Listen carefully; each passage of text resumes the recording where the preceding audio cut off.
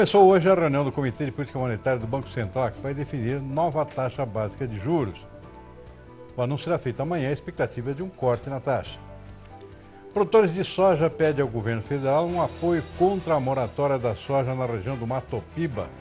Conversa com a gente sobre o assunto Maurício Buffon, que é presidente da AproSoja do Tocantins. E ainda um panorama do mercado do algodão. As informações com Elcio Bento, que é analista da consultoria Safras e Mercado. E se você precisa de informações sobre o mercado, é só entrar em contato conosco pelo telefone 11 3131 3719 ou ainda através do e-mail consultor@tvterraviva.com.br.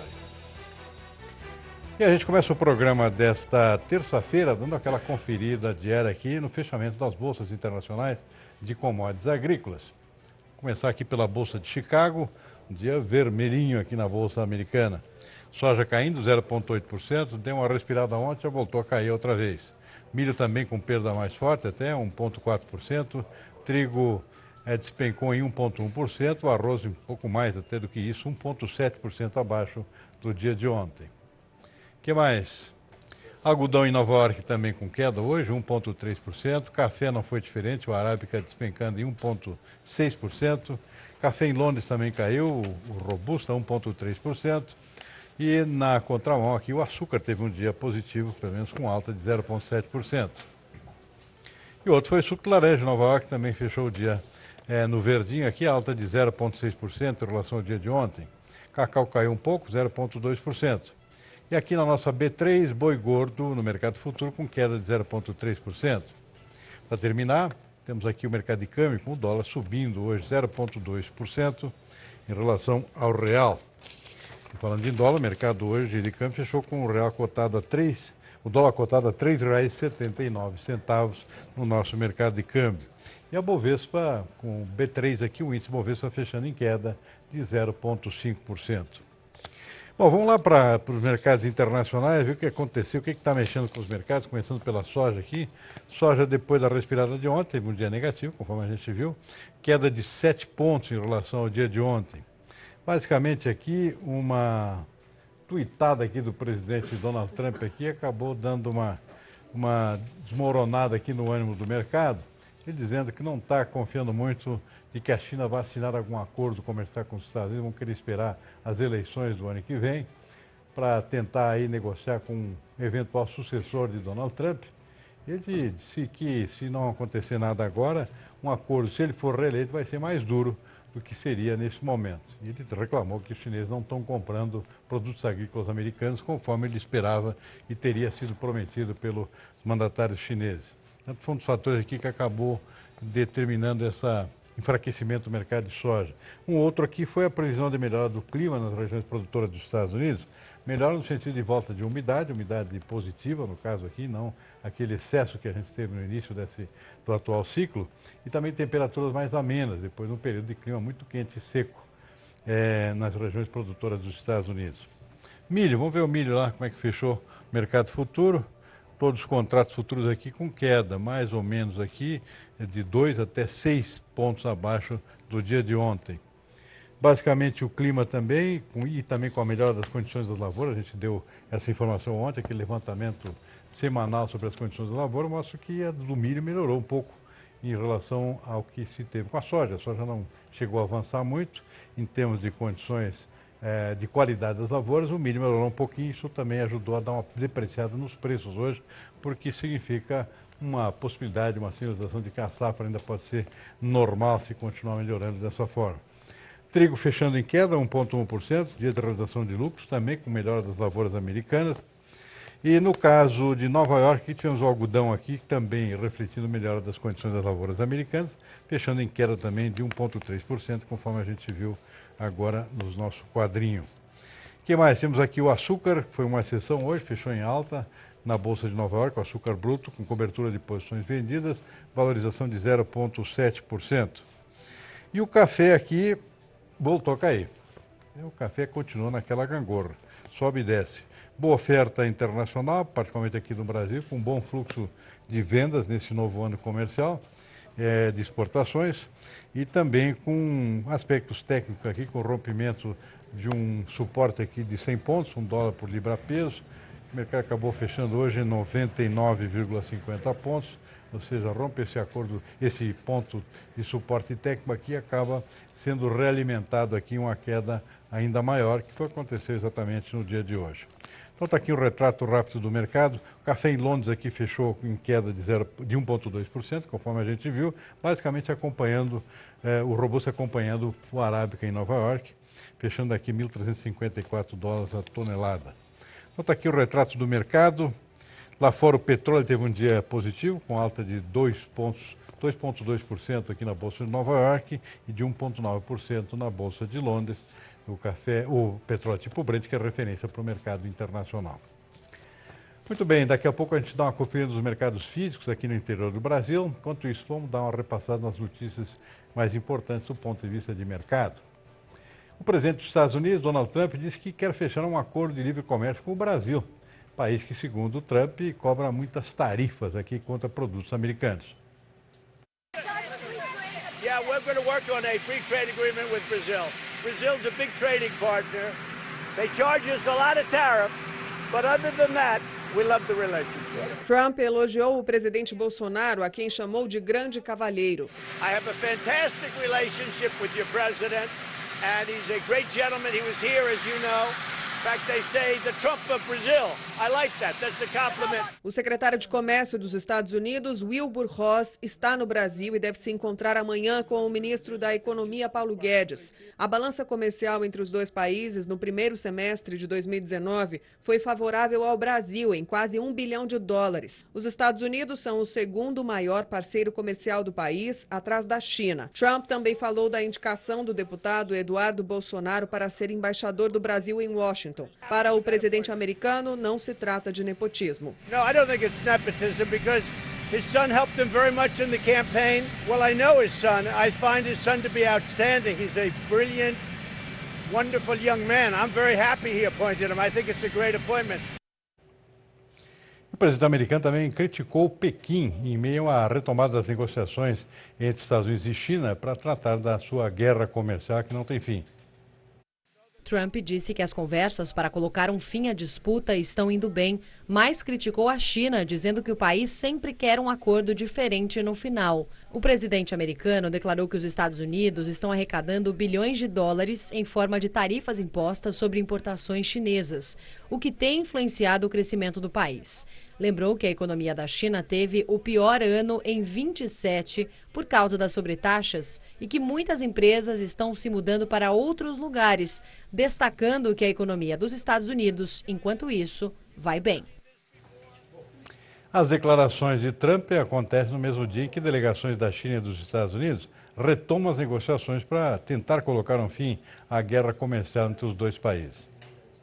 A reunião em Xangai reúne representantes dos dois governos, entre eles o secretário do Tesouro americano e o vice-premier chinês. Na agenda estão um jantar de trabalho que deve ser seguido por conversas na quarta-feira. O encontro é a primeira rodada de negociações desde que os presidentes dos dois países concordaram em reiniciar as consultas econômicas e comerciais durante o encontro do G20 em Osaka, no Japão. Os governos das duas maiores economias do mundo já impuseram taxas alfandegárias sobre centenas de bilhões de dólares às exportações de cada um em uma disputa que afeta a economia global. Washington quer que a China corrija o que percebe como décadas de práticas comerciais desleais e ilegais. Já Pequim afirma que ambos os lados precisam oferecer concessões em busca de um acordo. E aqui no Brasil, essa semana, o ministro da Infraestrutura, Tarcísio de Freitas, volta a se reunir com embarcadores, transportadoras e caminhoneiros, os caminhoneiros autônomos também, para tratar sobre a tabela do frete. Os encontros aconteceram nesta terça-feira e continuam nesta quarta em busca de acordos coletivos sobre o tabelamento. Caminhoneiros e governo estão empenhados para tentar chegar a um acordo sobre o piso mínimo do frete rodoviário. A equipe do ministro da Infraestrutura e representantes de embarcadores, transportadoras e caminhoneiros autônomos dialogam em busca de um consenso até o fim da semana. Cerca de 30 representantes das três categorias participam dos encontros. O último reajuste do preço mínimo para o transporte rodoviário, publicado pela Agência Nacional de Transportes Terrestres, foi suspenso pelo ministro Tarcísio de Freitas, após pressão dos caminhoneiros. Está valendo então a tabela publicada em abril.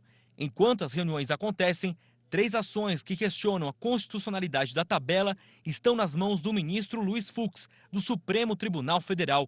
Mas o magistrado só deve desengavetar as ADINs em setembro. Os processos foram abertos pela Associação do Transporte Rodoviário do Brasil, pela CNA, Confederação da Agricultura e Pecuária do Brasil, e pela CNI, Confederação Nacional da Indústria.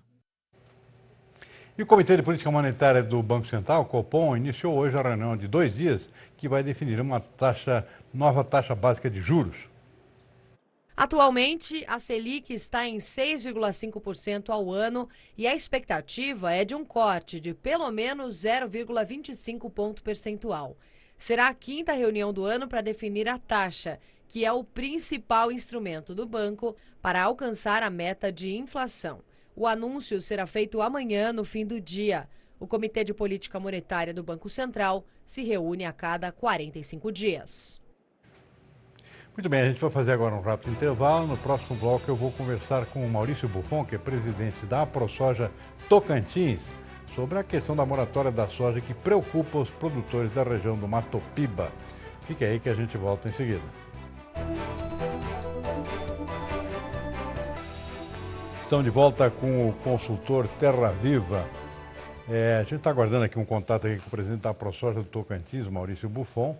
Ele que esteve entregando, junto com uma comitiva aí de outros representantes da AproSoja, uma carta chamada Carta de Palmas no Tocantins, lá, estiveram reunidos lá para discutir essa pressão que está havendo aqui para conter a expansão da soja na região do Mato Piba, que é a região de fronteira aqui, que está em expansão aqui no Brasil. A alegação de que não há por que isso aí, existe uma ampla reserva florestal nessa região e que a área ainda tem condições de ser duplicada, a área de soja na região do Mato Piba, que envolve aqueles 4 estados de fronteira agrícola aqui, que é o oeste da Bahia, esse sim um pouco mais já tomado, Tocantins, o Maranhão e também o Piauí, além do sudeste do Pará, que é outra área também que está em expansão. A gente está tentando contato com ele está participando daquela reunião com os caminhoneiros lá no Ministério dos Transportes, lá em Brasília, Ministério da Infraestrutura. Ele vai tentar nos atender daqui a pouquinho. Enquanto isso, eu conversei hoje à tarde com o analista Elcio Bento, da consultoria Safras e Mercado, sobre o mercado de algodão, que está dando uma virada aqui, infelizmente negativa, depois de 3 anos bons aqui, o algodão está virando de lado aqui, em função de maior oferta internacional, e pega o Brasil exatamente numa safra recorde aqui, e que vai ter que escoar também uma exportação recorde esse ano. Vamos ver a opinião dele sobre como é que está o mercado aqui e a produção brasileira.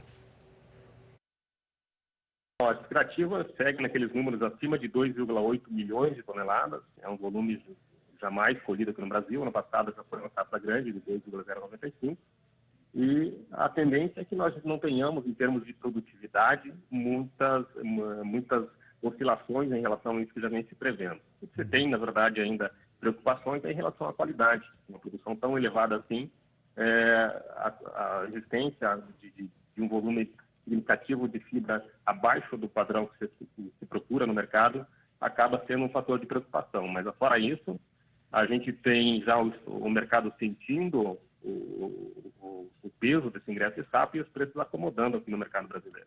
Bom, a safra do Mato Grosso está em plena colheita, lá na região do Mato Piba, oeste baiano principalmente ali, a colheita é um pouco mais tarde, né? Como é que está nessa região a colheita do algodão dessa safra, né?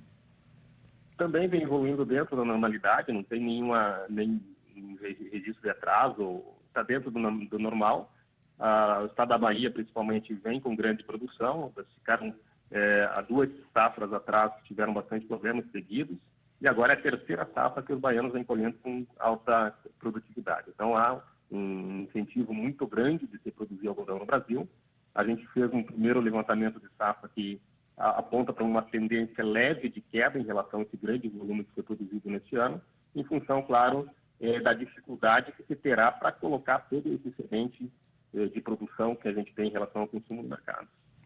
Wes, eu tive conferindo aqui as exportações brasileiras de algodão para a China, que houve um salto do ano passado para cá. Isso tem a ver com a guerra comercial dos chineses com os americanos? Ou seja, eles estão deixando de comprar algodão americano e comprar mais algodão aqui no Brasil? Não? Exatamente, está totalmente relacionado a essa situação. Nós vimos no ano passado uma redução das vendas da China, dos Estados Unidos para a China. Esse é o grande entrave do mercado internacional. Os Estados Unidos está com uma super safra e tendo dificuldade de colocar no mercado internacional. Por outro lado, o Brasil vem sendo beneficiado em relação devido a essa guerra comercial que existe entre os Estados Unidos e China. Ano passado, o Brasil conseguiu colocar um volume recorde de 1,22 milhões de toneladas no mercado internacional, e desse volume 700 mil toneladas foram para a China. Então, existe uma grande dependência da manutenção dessas compras aceleradas por parte dos chineses para a gente conseguir colocar este ano um volume de quase 2 milhões de toneladas de excedente de produção interna em relação ao nosso consumo. Horácio, o mercado de algodão mudou, né? Ou seja, nós tínhamos preços bons nos últimos 3 anos, a tendência para a safra 2019-2020 já não é tão boa, né? O que está fazendo essa virada no mercado? É produção maior ou demanda menor? Ou as duas coisas? Eu acho que a gente pode colocar 2 fatores principais. Primeiro, que os preços internacionais em relação ao ano passado têm uma queda de 28%. Então, vem essa pressão externa, dificuldade dos Estados Unidos colocarem algodão no mercado internacional, e eles escolhendo uma safra que é a maior desde 2005 e 2006. Então, vem a pressão de fora, e aqui interno, claro, a gente tem uma necessidade, o nosso consumo interno é em torno de 850 mil toneladas, e a gente vai produzir 2,850. Então, a gente tem 2 milhões para colocar no mercado internacional. E a dependência da manutenção dessas vendas internacionais de uma forma bastante acentuada é que vem fazendo com que o mercado busque a paridade de exportação. Então, como tem muito algodão no Brasil e dificuldade, quer dizer, um grande excedente para se colocar no mercado internacional, os nossos preços vão caminhar cada vez mais alinhados com a realidade externa. Por isso, a queda lá de fora de 28% é sentida aqui no Brasil com também um recuo em relação ao ano passado de 26%. Muito bem, vamos fazer mais um rápido intervalo. No próximo bloco temos também as cotações do mercado físico aqui, entre outras informações. Fique aí que a gente volta em seguida. Estamos de volta com o consultor Terra Viva. Na conversa que eu tive com o analista Elcio Bento, da consultoria Safras e Mercado, ele que também é especialista em mercado de trigo, comentou também sobre o mercado do cereal, como é que está a safra desse ano, que sofreu aí com geada, especialmente no Paraná, e como é que está a perspectiva do mercado também para os produtores. Acompanhe o trecho. A gente teve já algumas quebras significativas no Paraná, difícil ainda de contabilizar o tamanho dessas perdas. A gente trabalha ainda com uma safra em torno de 5,7 milhões, é ainda um avanço em relação ao ano passado de 10%, ano passado as quebras foram bastante acentuadas, mas existem ainda muitas incertezas em relação ao clima e à consolidação desse número. Só para ter uma ideia, no Paraná, 63% das lavouras estão em fase de floração e enchimento de grãos, fazem que geadas trazem perdas significativas, e a preocupação é que no final de semana a gente pode ter novas ocorrências de geadas que poderiam aumentar ainda mais a quebra da produção nesse estado. O Rio Grande do Sul ainda não? Ou seja, está um estágio diferente e mais resistente às geadas, é isso mesmo? Isso, no Rio Grande do Sul ainda a maioria das lavouras estão em fase de desenvolvimento vegetativo, né, bem início ainda, um período em que geadas até são, em alguns aspectos, até favoráveis às lavouras. Tem muito pouco lavoura ainda que poderia ser afetada aqui no Rio Grande do Sul. Situação um pouco menos preocupante aqui nesse momento em relação ao que se vê no Paraná. Como é que está o panorama internacional para o trigo, hein? E a gente vem trabalhando no mercado internacional uma situação de preços que estão recuperando, se comparar ao ano passado um pouco mais baixo, mas ainda preços acima de $5 por bushel na Bolsa de Chicago não chega a ser preços tão baixos, principalmente paridade de importação quando o dólar aqui está próximo a 3,80. Mas a como disse, a gente tem preocupações em relação à produção no Mar Negro, em especial a Rússia, que é o grande produtor, deve ter uma leve recuo na quantidade exportada. A Austrália vem perdendo níveis de produção nos últimos anos. E tem, claro, a condição nos Estados Unidos, que ainda é de incerteza, redução diária, tanto no trigo de inverno quanto de primavera. Então, olhando para o cenário internacional, a gente tem uma tendência de preços firmes, não preços recuando em relação ao que a gente tem hoje. A tendência é que o mercado comece a acomodar essa safra que entrou agora no hemisfério norte, e com isso os preços tendem a continuar acima de $5 por bushel. Mais uma vez, a Argentina vem com a tendência de uma safra acima de 20 milhões de toneladas.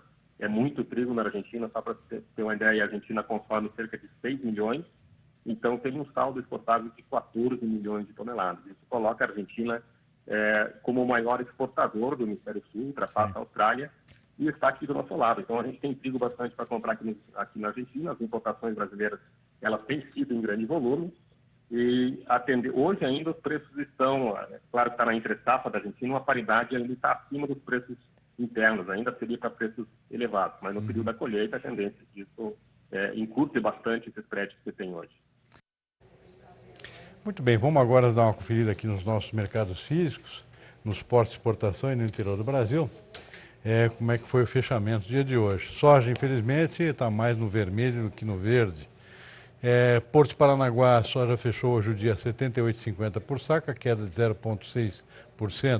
Isso em boa parte refletindo, claro, a queda na Bolsa de Chicago, que foi forte no dia de hoje. Portanto, está aí o resultado. Tivemos uma queda de 7 pontos na Bolsa, reflexo direto no mercado interno. Passo Fundo, interior do Rio Grande do Sul, R$ 73,50, menos 1,3%. Cascavel também caiu, 0,7%. Rondonópolis não foi diferente, mesmo percentual. Sorriso, lá no Médio Norte Mato Grossense, menos 0,8%. Rio Verde caiu mais, 2,8%. Dourados, com uma valorização aqui de 1,4%. Uberlândia caiu 1,4%. Barreiras subindo 2,2%. E estabilidade em Balsas, lá no sul do Maranhão, R$ 68,00 por saca. Vamos para o milho. Milho no Porto caiu 1,3%. Estabilidade em Campinas para R$ 37,00. Tivemos aqui uma valorização em Cascavel, no oeste do Paraná, 1,5% para R$ 33,00.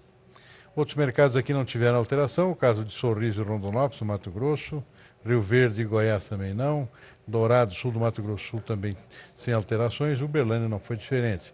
Uma alteração, sim, positiva no norte do Rio Grande do Sul, em Erechim, 1,3% acima de ontem, R$ 39,00 por saca de 60 quilos.